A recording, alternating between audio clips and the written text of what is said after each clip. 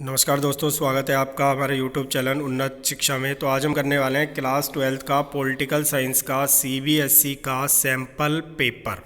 तो देखिए, इसमें जो सेक्शन है वो 3 सेक्शन है। खंड ए में 24 प्रश्न है, 20 करने हैं। खंड बी में 24 प्रश्न है, 20 करने हैं। खंड सी में 12 प्रश्न है और 10 प्रश्न आपको इसमें से हल करने हैं। देखिए, ये पूरा जो सैम्पल पेपर है वो आपके 12th का जो CBSE टर्म 1 का एग्ज़ाम होने वाला है दिसंबर में, उसके बेस पर बनाया गया है और इसका फॉर्मेट और ब्लूप्रिंट बिल्कुल वैसा ही रखा गया है। तो चलिए आइए हम इसकी शुरुआत करते हैं। तो देखिए, प्रश्न नंबर 1 है यहाँ हमारा, क्यूबा मिसाइल संकट से संबंधित नेता निम्नलिखित में से कौन से हैं। जो क्यूबा मिसाइल संकट हुआ था उससे संबंधित नेता इनमें से कौन से हैं।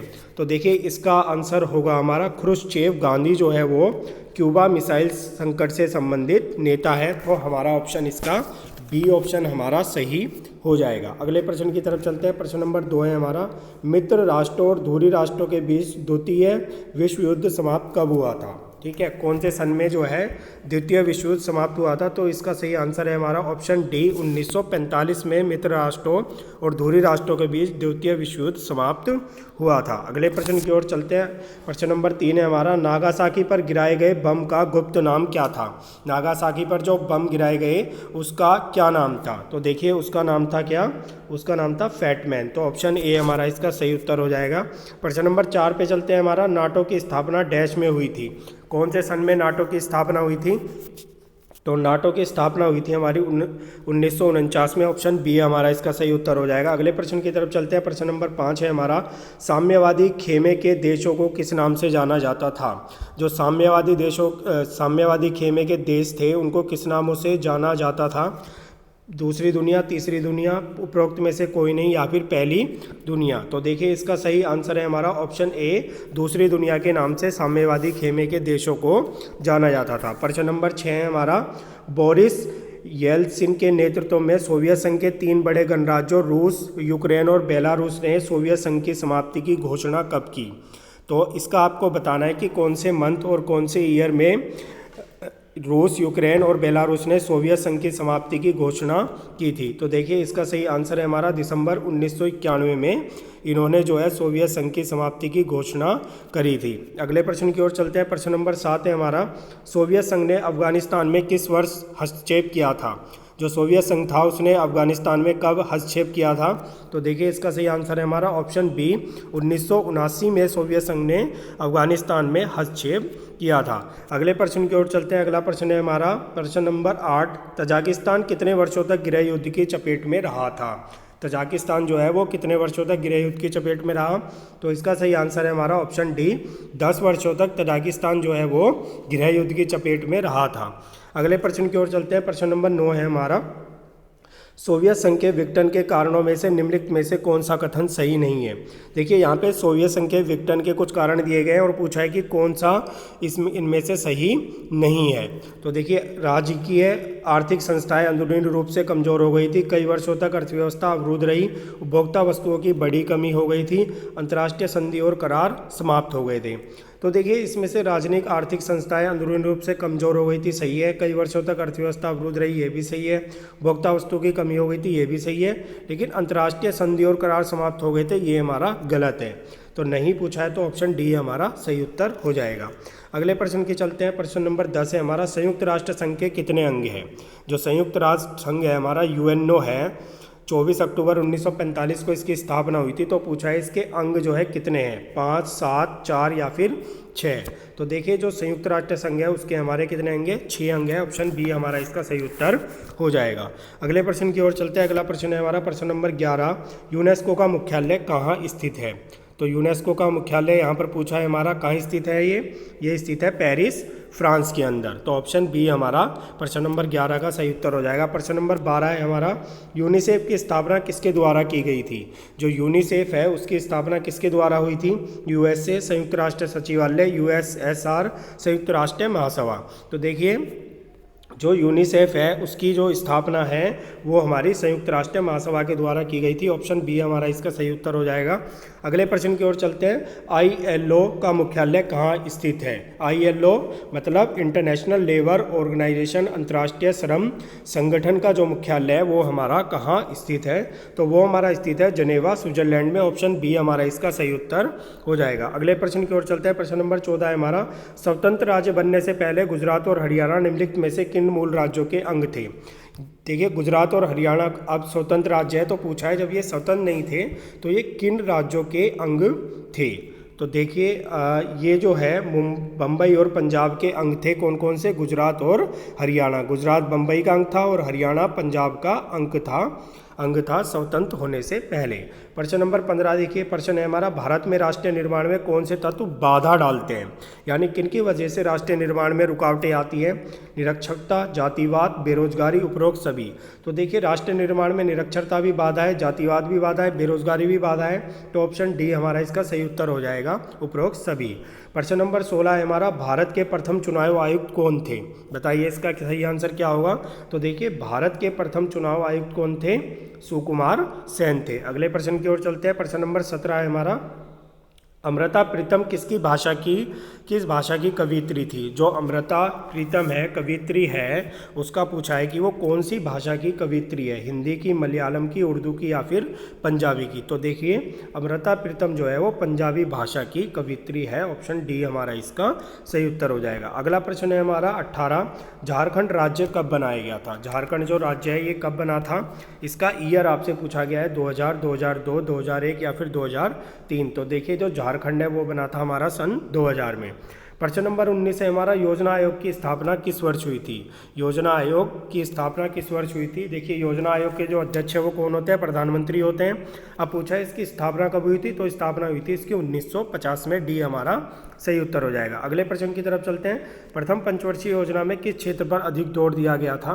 तो देखिए, प्रथम पंचवर्षीय योजना थी, 5 वर्षों के लिए जो योजना बनाई गई थी 1951 में, और इस पंचवर्षीय योजना का जो कार्यकाल था वो 1951 से 1956 था। इसमें सबसे अधिक जोर कहाँ दिया गया था? कृषि क्षेत्र पर दिया गया था। ऑप्शन सी हमारा सही हो जाएगा। प्रश्न नंबर 21 देखिए, 1956 में सुएज नहर मामले को लेकर ब्रिटेन ने किस देश पर आक्रमण किया था? 1956 में सुएज नहर के संदर्भ में ब्रिटेन ने किस देश पर आक्रमण किया था? तो देखिए, ब्रिटेन ने जो है मिस्र पर आक्रमण किया था। कहाँ किया था? मिस्र पर। अगले प्रश्न की ओर चलते हैं। प्रश्न नंबर 22। प्रश्न नंबर 22 है हमारा, भारत में एशियाई संबंध सम्मेलन का आयोजन कब किया गया था? 1945, 1947, 1946 या फिर 1948? तो भारत में एशियाई संबंध सम्मेलन का आयोजन कब किया गया था? 1947 में किया गया था। इसको आप ऐसे भी याद कर सकते हो कि जब हमारा देश आज़ाद हुआ था उसी समय भारत में एशियाई संबंध सम्मेलन का आयोजन किया गया था। चलिए अगले प्रश्न की ओर चलते हैं। प्रश्न नंबर 23 है हमारा, 1954 में शांतिपूर्ण सह अस्तित्व के लिए नेहरू जी और चाउ एन लाई ने कितने सिद्धांतों की घोषणा की थी? ठीक है, 1954 में जो शांतिपूर्ण सह अस्तित्व के लिए नेहरू जी और चाउ एन लाई ने कितने सिद्धांतों की घोषणा की थी? तो देखिए, उन्होंने 5 सिद्धांतों की घोषणा की थी। ऑप्शन सी हमारा सही हो जाएगा। प्रश्न नंबर 24 है, चीन ने भारत पर कब आक्रमण किया था? चीन ने भारत पर कब आक्रमण किया था? तो देखिए, चीन ने भारत पर आक्रमण किया था 1962 में। ऑप्शन डी हमारा इसका सही उत्तर हो जाएगा। देखिए, हमारे सेक्शन ए में कुल 24 प्रश्न थे, लेकिन 24 में से हमें 20 ही करने थे। मैंने आपको 24 के 24 के आंसर करा दिए। चलिए सेक्शन बी शुरू करते हैं। प्रश्न नंबर 25 है हमारा, सिएटो का सही पूर्ण रूप चुनिए। जो सिएटो है उसका सही पूर्ण रूप हमारा क्या है? तो सिएटो का पूर्ण रूप है हमारा दक्षिण पूर्व एशियाई संधि संगठन। क्या है? दक्षिण पूर्व एशियाई संधि संगठन। सी हमारा इसका सही उत्तर हो जाएगा। अगले प्रश्न की ओर चलते हैं। प्रश्न नंबर 26 है हमारा, बर्लिन संकट का काल क्या था? बर्लिन संकट जो आया उसका काल पूछा गया है, तो उसका काल था हमारा 1958 से 1962। ऑप्शन डी हमारा इसका सही उत्तर हो जाएगा। अगले प्रश्न की ओर चलते हैं। अगला प्रश्न है हमारा, जर्मनी का एकीकरण कब हुआ था? देखिए, जो जर्मनी है उसका एकीकरण कौन से सन में हुआ था? तो जर्मनी का एकीकरण हुआ था हमारा 1990 में। ऑप्शन बी हमारा इसका सही उत्तर हो जाएगा। अगले प्रश्न की ओर चलते हैं। प्रश्न नंबर 28 है हमारा, गुट निरपेक्ष आंदोलन की स्थापना कितने संस्थापक देशों ने भाग लिया था? जब गुट निरपेक्ष आंदोलन की स्थापना हुई थी तो कितने संस्थापक देशों में इसमें भाग लिया था?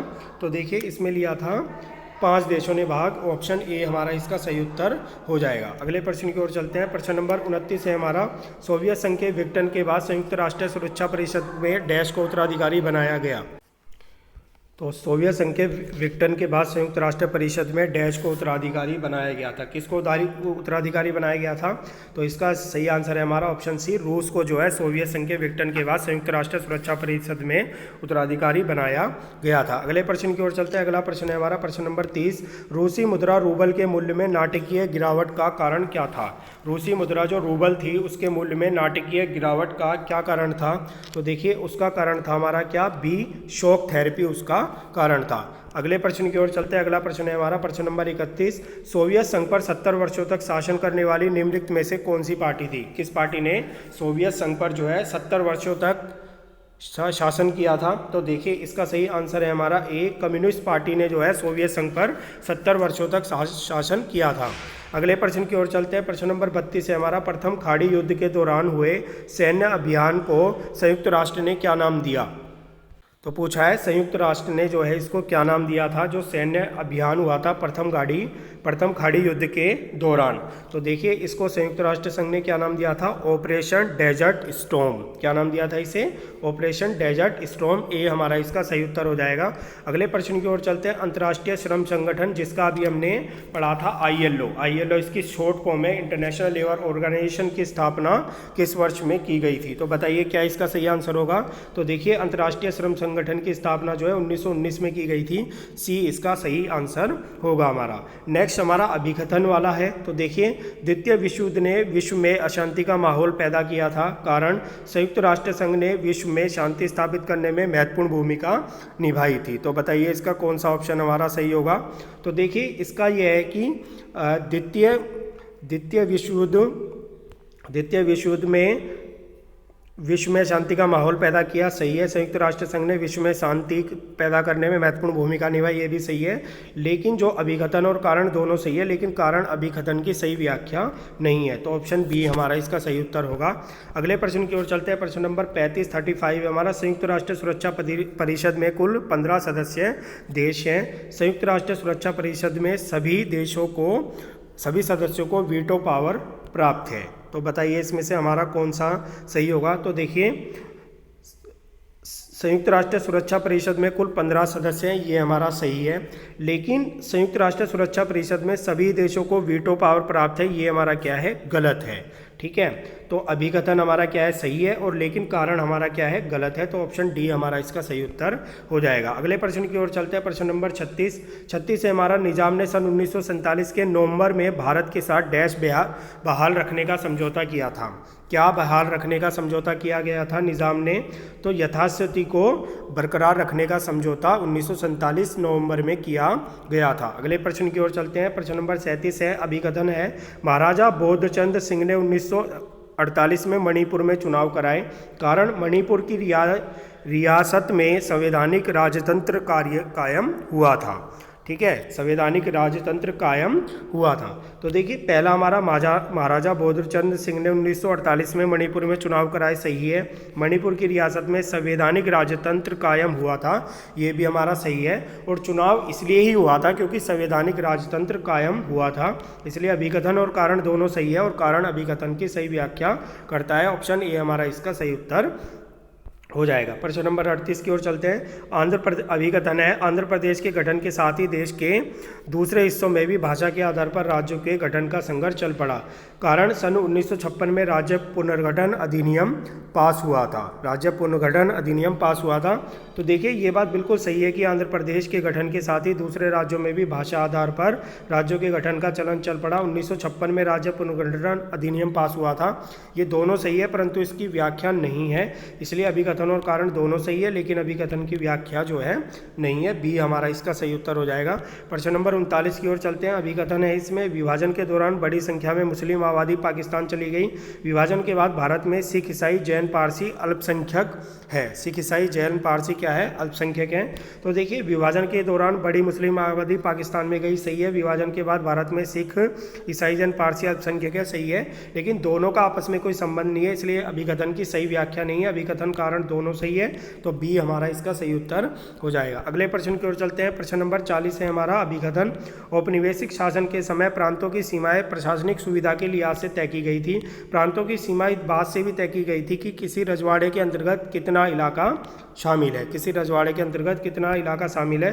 तो देखिए ये हमारा सही है कि प्रशासनिक सुविधा के लिहाज से तय की गई थी, और प्रांतों की सीमा इस बात से भी तय की गई थी रजवाड़े के अंतर्गत कितना इलाका शामिल है। तो दोनों ही हमारे सही है और दोनों एक दूसरे की व्याख्या कर रहे हैं, तो ऑप्शन ए हमारा इसका सही उत्तर हो जाएगा। अगले प्रश्न की ओर चलते हैं। प्रश्न नंबर 41 है हमारा। 1950 में भारत सरकार ने एक प्रस्ताव के जरिए डैश की स्थापना की। किसकी स्थापना की थी? योजना आयोग की। अभी हमने ऊपर भी एक प्रश्न पढ़ा था कि योजना आयोग की स्थापना कब हुई थी? 1950 में हुई थी। प्रश्न नंबर 42 है। नीति आयोग ने निम्नलिखित में से किसका स्थान लिया था? नीति आयोग ने किसका स्थान लिया था? तो ये लिया था योजना आयोग का। ऑप्शन ए हमारा इसका सही उत्तर हो जाएगा। प्रश्न नंबर 43 है हमारा। भारत में खाद्य संकट निम्नलिखित में से किस दशक में आया था? भारत में जो खाद्य संकट आया वो कब आया था? 1960 के दशक में आया था, इसलिए 1960 से 70 के दशक में हरित क्रांति हुई थी, जिसमें हम खाद्यान्न के उत्पादन में आत्मनिर्भर हो गए थे। प्रश्न नंबर 44 है अभिकथन है। भारत ने 1998 में दूसरा परमाणु परीक्षण किया। भारत ने 1998 में बताया कि उसके पास सैन्य उद्देश्यों के लिए अणुशक्ति को इस्तेमाल लाने की क्षमता है। ठीक है, तो देखिए पहला हमारा इसमें सही है। भारत ने 1998 में दूसरा परमाणु परीक्षण किया।